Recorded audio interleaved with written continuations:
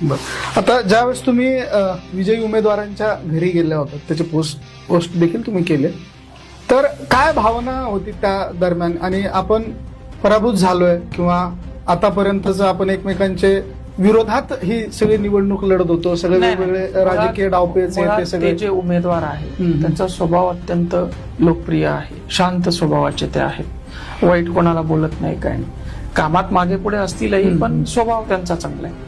त्यांच्या आई देखील त्या ठिकाणी सदस्य होत्या, त्यांचे बंधू 200 मतांनी या ठिकाणी पराजय त्यांना स्वीकारावा लागला होता. ही सगळी भावनिक पार्श्वभूमी बघता त्यांनी देखील खूप मेहनत घेतली. आता हे वरिष्ठांनी माझे गेम केले पण त्यात त्यांची काही चुकी नाही, किंवा माझे कार्यकर्ते आणि त्यांचे कार्यकर्ते समोर यायला लागले, एकमेकांना पोस्ट टाकायला लागले, हारला इकडनं पोस्ट, जिंकला इकडनं पोस्ट.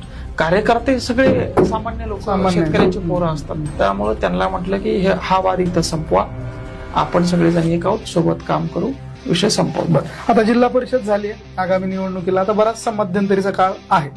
ह्या काळातली रणनीती काय, कशा पद्धतीनं मंगेश साबळे आम्हाला बघायला मिळणार वेगवेगळ्या टप्प्यांवर? असं संघटन फक्त मी एकटा आंदोलन करायचो, आता लोकांसोबत करत जाईल. शेवत्याचा प्रश्न आहे, शेवत्याचे लोक राहतील, शेलगावचा प्रश्न आहे, शेलगावचा राहतील, सिल्लोडचे प्रश्न आहे, सिल्लोडचे राहतील, फुलंब्रीचा प्रश्न आहे, फुलंब्रीचे लोक राहतील. लोकांना लोकांसाठी आंदोलनात लोकशाहीच्या प्रवाहात आणणं हे माझं काम राहील आणि तेच या पद्धतीनं मी करत राहील.